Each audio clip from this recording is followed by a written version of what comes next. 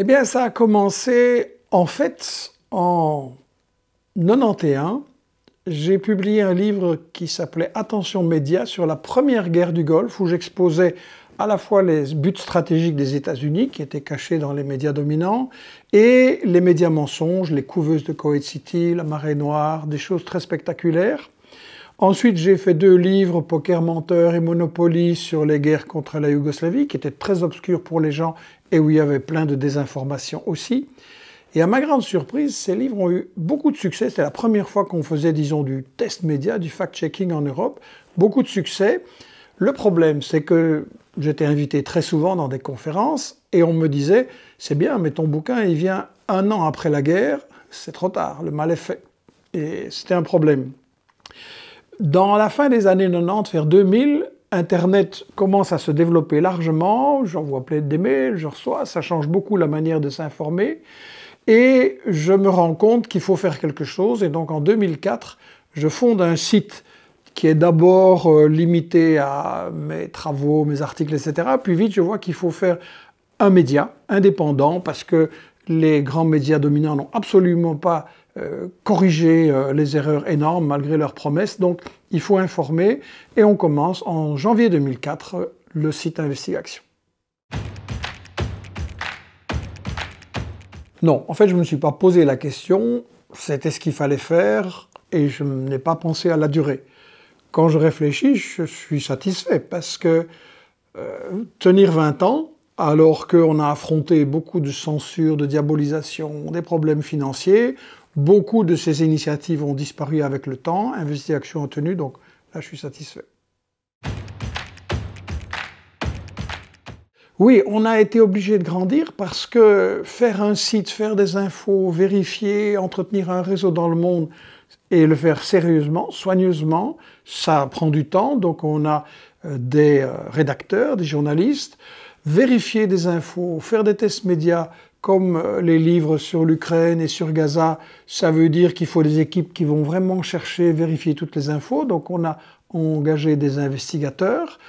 On a découvert que mes livres qui se vendaient bien, les éditeurs même de gauche les refusaient parce que toucher à Israël et des sujets comme ça, pas question de publier.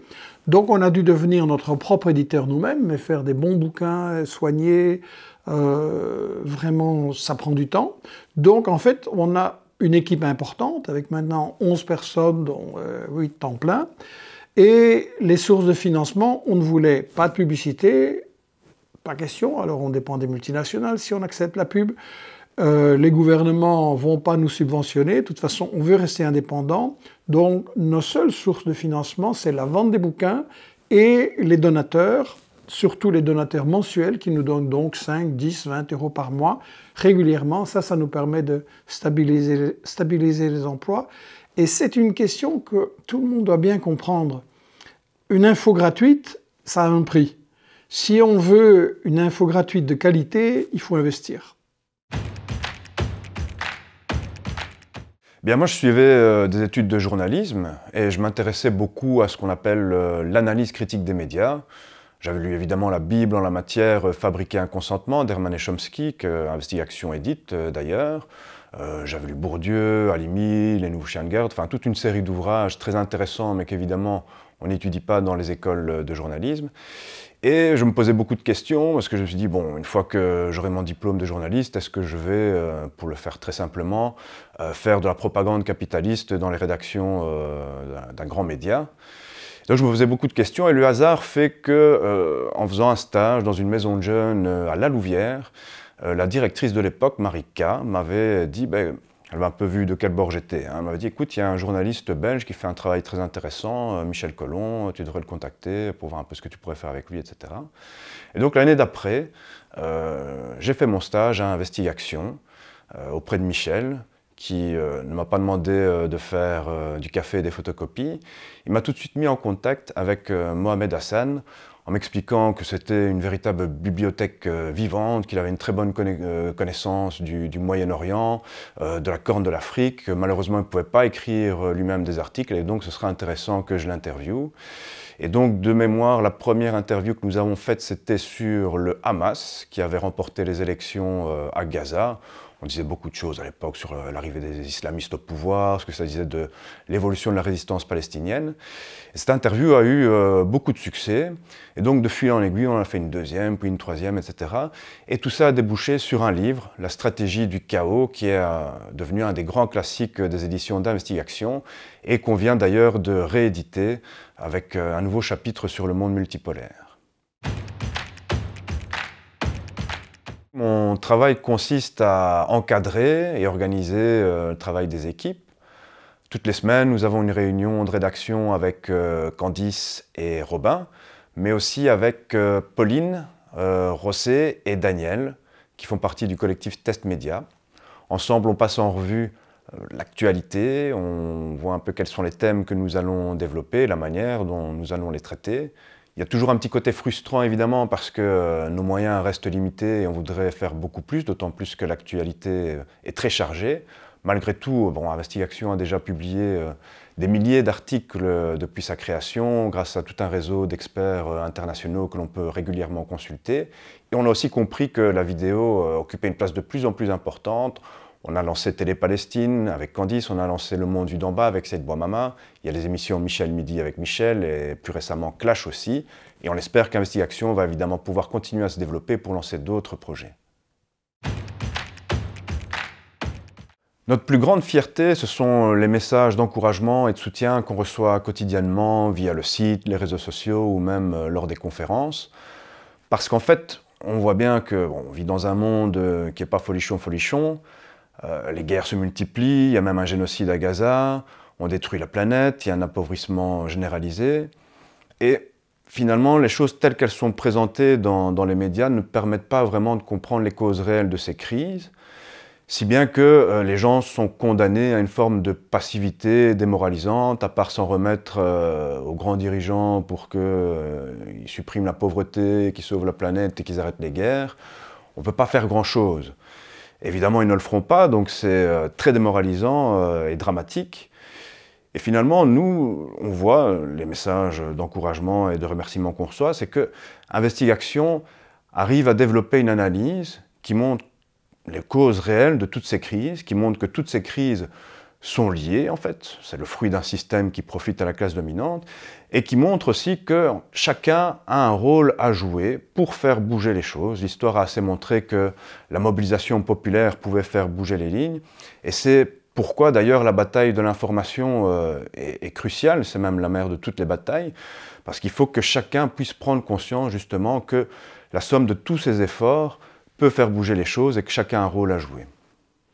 Oui, c'est vrai qu'on a réussi à prédire, hélas, les guerres qui se préparaient.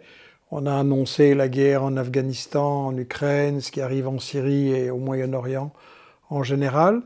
Et sur le plan des médias mensonges, en appliquant la grille d'analyse des 5 principes de la propagande de guerre, on a réussi à ne pas se laisser entraîner par la vague de désinformation qui a submergé les médias en Occident, en Europe, et à donner une info claire sur les gens, sur ce qui était vrai, faux, et sur la nécessité d'enquêter, de faire très très attention, d'être très vigilant sur les médias mensonges. Et le plus beau salaire qu'on a, c'est quand quelqu'un vient nous dire « Voilà, vous avez changé ma vie, j'étais en train de sombrer dans le désespoir, le pessimisme, et là j'ai un sens, c'est très dur, mais je sais pourquoi je me bats. » Eh bien, disons qu'on a 3 adversaires, la censure des médias dominants, les GAFAM sur Internet et la diabolisation par le lobby pro-Israël. Alors, la censure, c'est venu progressivement. J'ai pu aller parfois à la télévision en France, en Belgique, en Suisse, dans les années 90 et au début des années 2000. Et puis, ça a été la censure totale. Le seul endroit où il y avait des débats, où on pouvait confronter nos vues avec celles des États-Unis, de l'OTAN, d'Israël, etc., c'était l'émission Ce soir ou jamais sur France Télévisions. Ça a été censuré et depuis, il faut comprendre d'où vient cette censure. À partir de 2003, Rumsfeld, qui était le ministre de la guerre de Bush, et qui n'était pas du tout un imbécile, a déclaré « Nous avons un problème à cause d'Internet ». L'investigation s'était développée, on avait un impact grandissant, et Internet donnait la possibilité, et ça coûtait pas cher, et Rumsfeld l'avait bien dit. Maintenant, n'importe qui peut, avec son téléphone, prendre des photos, et avec son email, l'envoyer dans le monde, et il pensait évidemment aux révélations sur les tortures dans la prison d'Abu Ghraib, Guantanamo, etc. Et c'est vrai qu'on a beaucoup utilisé Internet, et là, Rumsfeld a dit, il faut gérer Internet comme une guerre.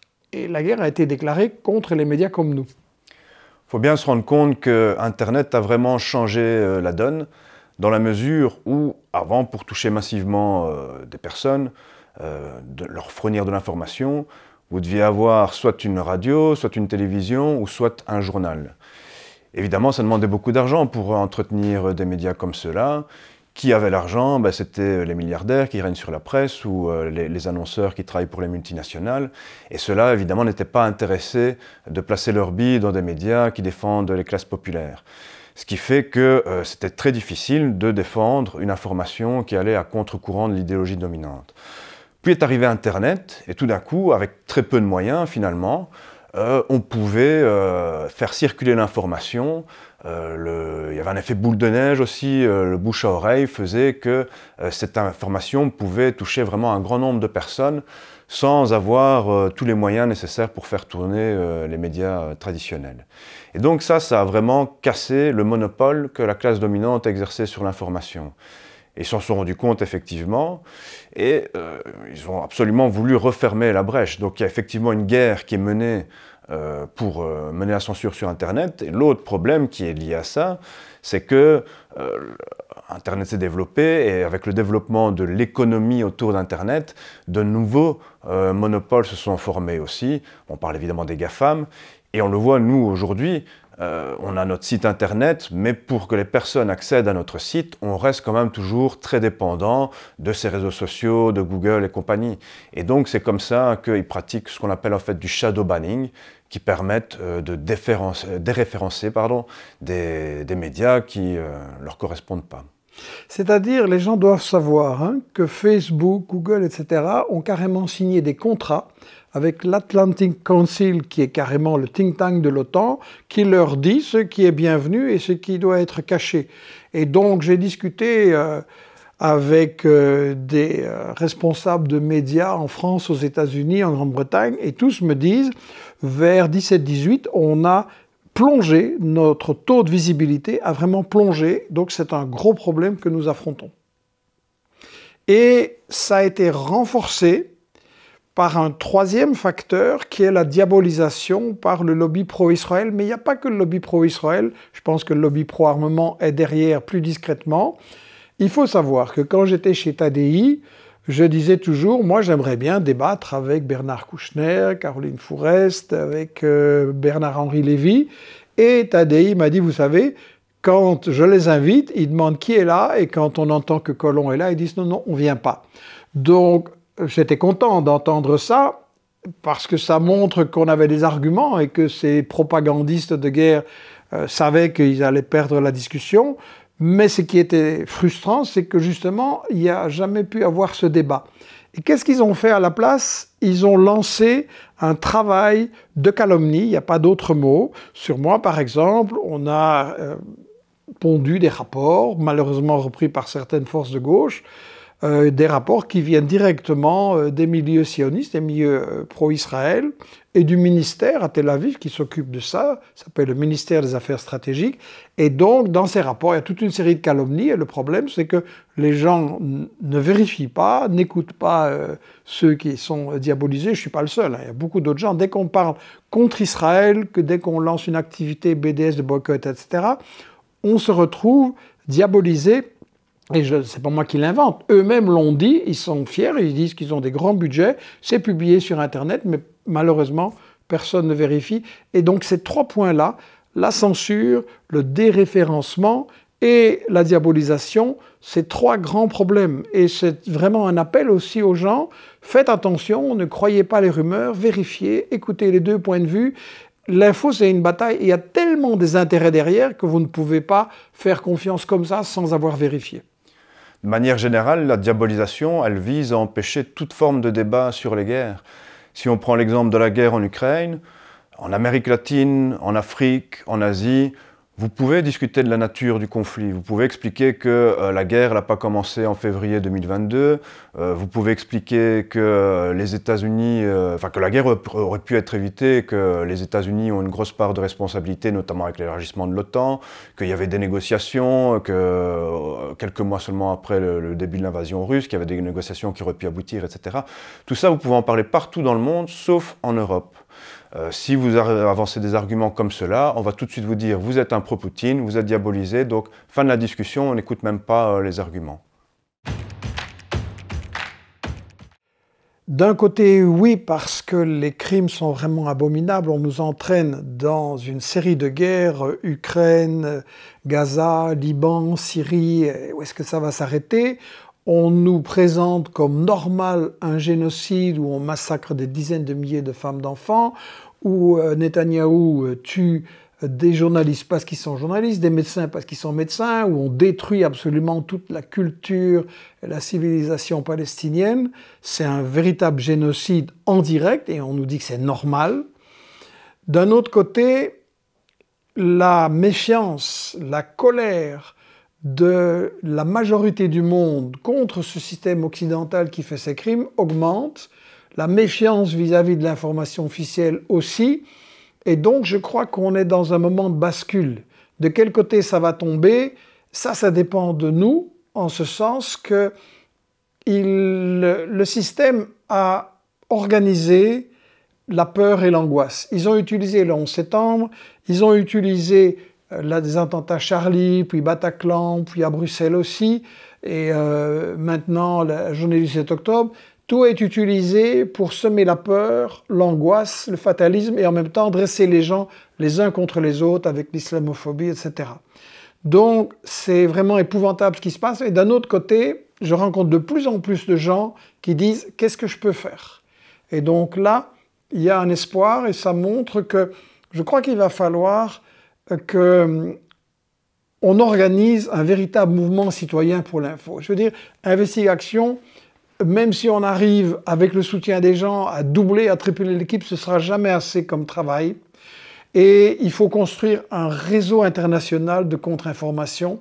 Il faut développer des nouvelles initiatives qui vont permettre de toucher beaucoup plus de gens et de changer leur rapport de force dans l'opinion et de mettre une telle pression sur nos gouvernants qu'ils soient obligés d'arrêter ces guerres. C'est ça la seule solution pour moi. On est vraiment en période de crise. Quant à savoir si le monde va basculer du bon ou du mauvais côté, je pense que pour ça, la bataille de l'information, elle va être capitale. Si on prend l'exemple de ce qui se passe en France actuellement au niveau politique, on remarque que d'une part, on est en train d'assister à une opération de dédiabolisation du Rassemblement national.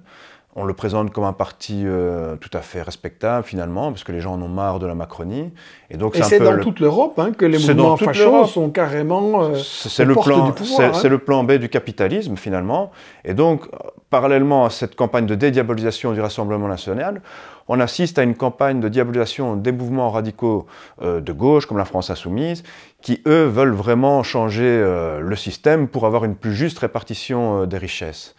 Et donc, si on se fie aux médias mainstream, aux médias dominants, les choses ne vont pas aller mieux. C'est pour ça qu'on a vraiment besoin d'une bataille de l'information et de mobiliser les gens pour faire pencher l'histoire du bon côté. Eh bien, j'ai une bonne santé, je fais attention, mais je pense que ce ne sera plus avec moi.